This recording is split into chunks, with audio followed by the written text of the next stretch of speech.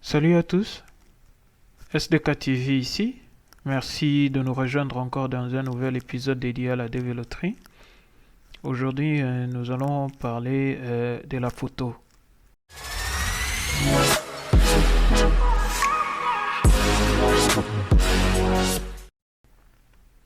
Voilà, nous allons parler de la photo, comment la modifier un peu sur ordinateur et sur téléphone. Sur téléphone, malheureusement, j'ai pu essayer que certaines applications Android. Voilà, je n'ai pas de iPhone, donc j'ai pas pu tester iPhone. Et nous allons voir tout ceci. Alors, nous allons quand même jeter un coup d'œil sur les exigences de la photo selon les critères même généralement sur leur site, ils ont un petit logiciel qui permet de modifier pendant que vous êtes en train de jouer à la développerie, qui permet de modifier la photo. Mais moi, je préfère avoir déjà une photo bien prête, bien travaillée au préalable. Malgré tout, nous allons quand même jeter un coup d'œil sur les exigences de la photo. Comme vous le voyez, je suis bien sur le site de travel.state.gov. C'est US Department of State, Bureau des Affaires consulaires. Donc, pour les exigences de la photo, ils disent que la photo doit être en couleur. La dimension doit être entre 1 inch et 3 huitième inch, donc 22 mm, tout ça et tout ça. Elle doit être prise dans les 6 mois avant votre inscription. Vous devez la prendre en regardant directement dans la caméra et l'arrière-plan doit être blanc ou blanc cassé. Toute la face doit être prise regardant la caméra comme je l'ai dit. With neutral facial expressions. Donc vous devez avoir des expressions faciales neutres. Vous ne devez pas grimacer, vous ne devez pas sourire et tout ça. Et tous les deux yeux doivent être ouverts. La photo doit être prise dans les vêtements que vous portez dans la vie de tous les jours. Les uniformes ne sont pas acceptés à l'exception de l'habillement lié à la religion. Ne portez pas de chapeau ou quelque chose qui couvre la tête, à moins que ce soit pour des raisons de religion. Par exemple, pour ceux qui sont musulmans, le port d'une burqa est autorisé. Votre face tout entière doit être visible néanmoins. And the head covering must not cast any shadows on your face. Donc, si vous avez par exemple une burqa ou si vous avez quelque chose que vous avez mis sur votre tête à cause des religions, par exemple, si vous êtes juif, vous pouvez aussi avoir une kippa, il n'y a pas de souci pour ça. Mais toutes ces choses-là ne doivent pas mettre de l'ombre sur votre visage. Les écouteurs, les appareils ou toutes sortes de choses qu'on met dans les oreilles ne sont pas acceptées. Alors, au début, on acceptait les verres, comment on appelle, les lunettes. Pas les lunettes de soleil, mais les lunettes pour vos yeux, les lunettes médicales. Mais, comme on dit ici, eyeglasses are no longer allowed in the new visa photo. Donc, on n'accepte plus. Et donc, si vous avez des problèmes d'yeux, ce n'est pas un problème. Enlevez juste vos lunettes, vous prenez la photo, vous allez remettre vos lunettes, il n'y a pas de souci. Alors, la photo doit être égale en format JPEG, doit être égale ou inférieure à 200 kilobytes. Retenez bien, c'est important. Doit être in square aspect ratio, ça doit être un format carré. Donc, la longueur et la largeur doivent être égales. Normalement, quand vous êtes sur le site de la développerie même, Quand vous essayez d'utiliser le photo tool qu'il propose là-bas, il y a les dimensions comme ils disent, donc ça doit être 2 inches sur 2 inches, si vous connaissez comment les inches ça va, ou bien 600 pixels x 600 pixels, ok. Hein, voilà, et on donne quelques exemples ici de comment les photos doivent apparaître. Voilà, moi je voulais parler d'un outil que j'utilise depuis plusieurs années, bon, que j'avais utilisé pour ma dévéloterie à moi et que j'ai conseillé à mes frères et à beaucoup de gens d'utiliser. Le logiciel s'appelle ID Photos Pro 8. Vous pouvez aller sur le site Pixel Tech que vous voyez ici, ID Photo et tout ça. Le logiciel, il est payant. Néanmoins, vous pouvez utiliser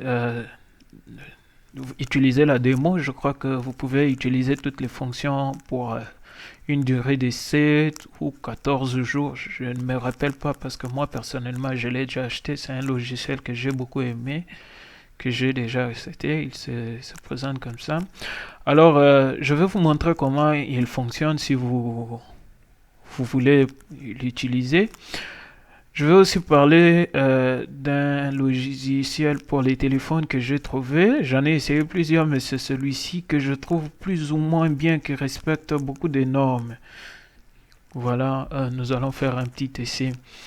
Alors, la photo que je me suis prise ce matin est celle-ci. Vous allez me pardonner, elle n'est pas très claire. C'était juste pour montrer parce que je suis seul, donc il fallait que je trouve un moyen de suspendre la caméra et me prendre en photo. Sinon, j'ai un très bel appareil photo, mais bon, vous voyez, quand vous prenez seul, les réglages ne sont pas toujours bien. Alors, mais je vais quand même utiliser une autre photo aussi pour montrer quelque chose. Celle-ci, c'est une photo de mon frère. Je lui ai pas demandé l'autorisation d'utiliser sa photo. Je crois qu'il va se fâcher s'il voit cette photo. Mais néanmoins, je vais vous montrer comment le logiciel fonctionne. Alors, sans plus tarder, nous allons l'ouvrir. Moi, je l'ai déjà téléchargé, je l'ai déjà installé. Bon, ça fait plusieurs années qu'il est sur mon ordinateur. Je l'ai déjà acheté. Voilà. Vous verrez que les mêmes exigences qu'on a lues là-bas sont aussi ici. Voilà, avant de commencer, vous devez choisir le format. Comme vous remarquez bien ici, c'était écrit UK Passport. Ça, c'est pour le United Kingdom, pour l'Angleterre. Mais nous allons choisir les États-Unis. C'est parmi l'un des pays, les premiers pays à voir. Et vous verrez ici qu'on a déjà écrit DV 2019 loterie, Green Card 600 x 600 pixels. C'est ce que nous allons utiliser. Bon, j'ai mis à jour le logiciel il y a quand même un bon moment. Donc, à chaque fois que vous allez utiliser la date, l'année sera autre. Donc, ils auront déjà adapté aux exigences de cette année-là. Donc, nous allons sélectionner. Donc, yes. Nous allons sélectionner la photo. Voilà. Localiser la photo là où elle se trouve. Bon, moi j'avais déjà localisé. Donc, localiser. Je vais commencer par celle-ci. Pour mieux vous montrer ce que je voulais dire. Ici, on dit no face on the picture. Face is too small, the edge is rotated too much, you can press ignore. Donc, l'avantage avec ce logiciel, c'est que quand la photo est bien prise, ça détecte tout ce qu'il faut, ça vous dit tout ce qui ne va pas et vous allez... Là, je vais y aller en mode manuel, alors je vais cliquer sur ignorer. Voilà. Et puis, je vais aller next. Quand ça fait next, ça me demande select the center of the pupil of the left eye. Donc, sélectionnez la pupille de votre œil gauche. L'œil gauche sur la photo, c'est ici. Donc, je vais sélectionner le milieu de la pupille, c'est pratiquement ici. Voilà, ici. Select the center of the pupil on the right eye. Donc, on va sélectionner le milieu de la pupille de l'œil droit maintenant. Je dirais que c'est... je dirais que c'est...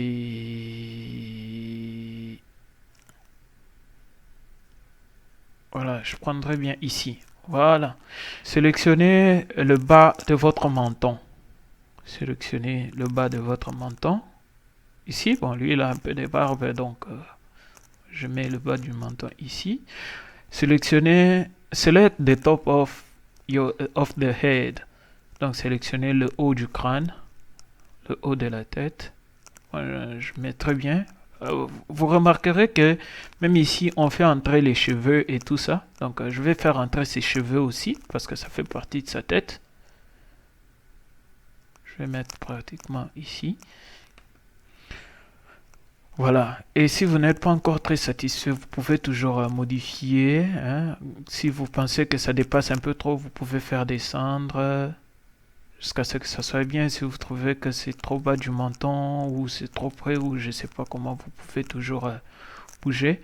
Mais ce que vous remarquerez, c'est que le centre de l'intérieur doit couvrir votre visage et le cercle de l'extérieur doit couvrir vos cheveux et une partie de votre cou. Voilà, vous verrez bien que ça cadre déjà bien.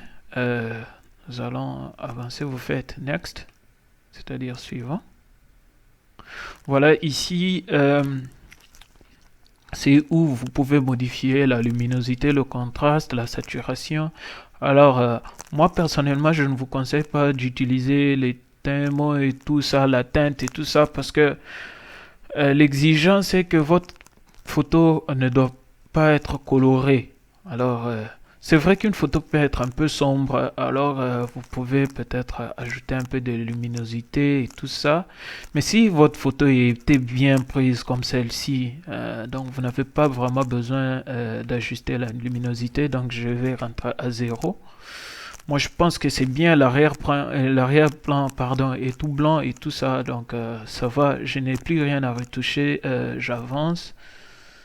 Je clique Next. Voilà, la photo est là, telle que la photo vous voyez ici, elle répond aux normes. Je peux sauvegarder. Donc, vous cliquez sur File. Ou si vous voulez envoyer par email, dans votre boîte email, vous pouvez envoyer ici. Alors, vous cliquez Proceed. Et vous cherchez là où vous pouvez enregistrer. Moi, je vais enregistrer dans le même dossier où j'avais pris. J'enregistre là-bas. Voilà, c'est bon, c'est fini. Par contre, je voulais aussi vous montrer une autre photo. Utiliser la photo que je me suis prise ce matin. Parce qu'il y a quelque chose que je voulais vous faire remarquer. Donc, j'ai choisi ma photo. Voilà. Vous verrez que ici, normalement, vous voyez la ligne jaune. Les lignes jaunes sont déjà détectées. Donc, la photo était bien prise. Bien que c'est, vous voyez, photo X underexposed. Donc, retake a picture using more light. C'était un peu sombre et tout ça, mais la photo était bien prise parce que ça a détecté les deux pipis directement, ça a classé. Et la barre ici, jaune, montre le milieu de votre face, mais vous pouvez la bouger pour bouger un peu, hein, si vous voulez, si vous trouvez que c'est pas très bien cadré. Mais quand même, ça a détecté le visage et tout ça. Donc nous allons aller dans mode manuel et modifier un peu. Vous voyez, quand ça détecte tout, ça place déjà tout comme il faut. Par contre là, moi je pense que je vais bouger un peu parce que la barre ici doit être sur votre menton. Donc j'ajoute un peu. Donc le cercle de l'intérieur doit être sur votre menton. Je dirais comme ça. Par contre, le cercle de l'extérieur doit toucher le bout de votre... Après, je trouve que la photo est un peu penchée, alors je vais la roter un peu. Vous voyez ici, ça c'est pour roter. Vous pouvez roter comme ça ou changer comme ça. Moi, je vais aller plutôt dans ce sens. Voilà. Je vais encore un peu bouger ça pour que ça soit bien au milieu du visage. Et je vais un peu monter comme ça. Cette barre ici en bleu, ce truc ici bleu qui passe ici, doit couvrir vos yeux. Quand ça couvre vos yeux, c'est-à-dire que la photo est bien cadrée. Parce que quand ça ne couvre pas, vous voyez, ça dit the eyes are outside of the acceptable area. Donc en dehors de la zone acceptable. Donc voilà.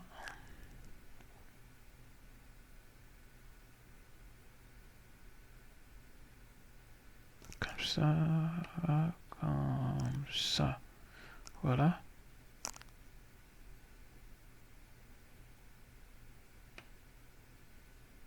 Voilà. Next. Voilà, la photo est comme ça. Par contre, comme elle est un peu sombre, moi je vais plutôt modifier la luminosité, ajouter un peu de luminosité. Et vous voyez, c'est un peu flou. Pourquoi? Parce que il y avait personne pour ajuster le focus de l'appareil photo. C'est pourquoi c'est flou. Normalement, si quelqu'un me prenait, les réglages allaient être bien. Je vais un peu voir le contraste, ce que ça donne. Je dirais comme ça, un peu plus de contraste. Par contre, la saturation, je vais mettre un peu comme ça. Ce qui est bien, c'est que ça aussi, comment on appelle, c'est qui modifie l'arrière-plan. Parce que dans ma chambre, l'arrière-plan est un blanc cassé. Je n'aime pas trop le blanc cassé, je préfère quand c'est blanc. Alors, on va voir si ça détecte. Quand vous appuyez ici, normalement, ça détecte votre arrière-plan et ça le modifie en blanc. Ça n'a pas détecté, malheureusement. Malheureusement, c'est pourquoi il faut bien prendre la photo comme celle que j'ai montrée avant, avec beaucoup de lumière et beaucoup de... un arrière-plan tout blanc, et voilà, ça va. Donc, voilà, on va pas se tracasser pour ça. C'est la photo telle qu'elle est comme ça, elle est bonne. Par contre, l'arrière-plan, il n'est pas trop blanc, mais elle est bonne. Ça, c'est juste pour vous montrer. Je peux sauvegarder la photo encore là où j'avais prise. Voilà, c'est tout. Alors, je vais faire maintenant une illustration avec sur téléphone et nous allons voir ce que ça va donner. Voilà, nous sommes dans les téléphones maintenant. Nous allons localiser l'application que nous avons téléchargée, l'application Android. L'application s'appelle Passport Photo Editor. Ah, voilà, je vais la bouger un peu pour que vous voyez. Nous allons entrer directement. Voilà, je préfère vous prévenir que l'application est gratuite, mais ça montre beaucoup de publicités, donc vous allez être patient avec moi. Là, vous avez Photographer's Guide, vous pouvez lire un peu concernant l'application. Moi, je vais aller directement dans New Photo pour gagner un peu en temps. Voilà. Vous voyez que le premier pays affiché directement, c'est USA. Hein, vous pouvez essayer d'autres pays aussi si vous voulez faire d'autres photos passeport avec d'autres pays. Voilà, nous allons nous intéresser à USA 2 by 2 inches. Voilà, background color white. Voilà, nous allons prendre 300 dpi, 300 dpi, c'est-à-dire 600 x 600 pixels. Voilà, ça montre un peu le guide, comment positionner, recadrer. Et voilà, je vais cliquer sur Galerie. Nous allons utiliser la même photo que j'ai utilisée sur les logiciels ordinateurs. Voilà. Localisez la photo là où elle se trouve dans votre téléphone, que ce soit dans File Manager, dans Galerie, dans Dropbox, dans Google Drive, dans Google Photos. C'est à vous de voir où vous avez localisé. Voilà, je vais utiliser la même photo que j'avais utilisée avant. Voilà, ça charge. Je vais cliquer sur Start Editing. Voilà, ça montre un peu des publicités, tout ça que vous devez acheter. Sinon, ça va commencer à montrer des publicités. Moi, je n'ai pas besoin d'acheter ce logiciel. Mais si vous avez les moyens, vous pouvez acheter. Ça offre beaucoup de fonctionnalités.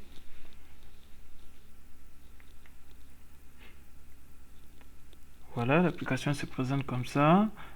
Au milieu là-bas, la fonctionnalité c'est Auto Adjust, ça ajuste automatiquement. Vous avez plusieurs fonctionnalités. Donc vous pouvez ajuster si vous trouvez que votre photo est un peu penchée, vous ajustez comme vous pouvez. Il y a aussi, vous pouvez roter si votre photo s'affiche en rotation. Donc vous pouvez roter. Vous pouvez faire mirror, c'est comme vous voulez. Voilà. Voilà, là où il y a la petite main orange, c'est là que vous pincez pour bouger un peu et ajuster le menton et tout ça, la tête, tout ça. Par contre, vous appuyez au milieu pour bouger. Là, la barre du haut, c'est pour la tête, donc le sommet de votre tête. Et chin, la barre chin, là-bas, c'est pour votre menton. Voilà, vous ajustez comme vous voulez. N'hésitez pas à bien recadrer. Faites un peu preuve d'imagination, ajustez.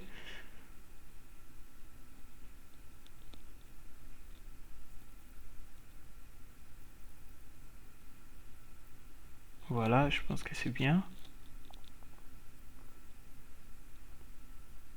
Et je vais cliquer sur Crop au-dessus, dans le coin supérieur droit. Voilà, la photo s'affiche comme ça. Et en bas, vous avez des fonctionnalités brightness, la luminosité, le contraste, l'exposition, la saturation, la température.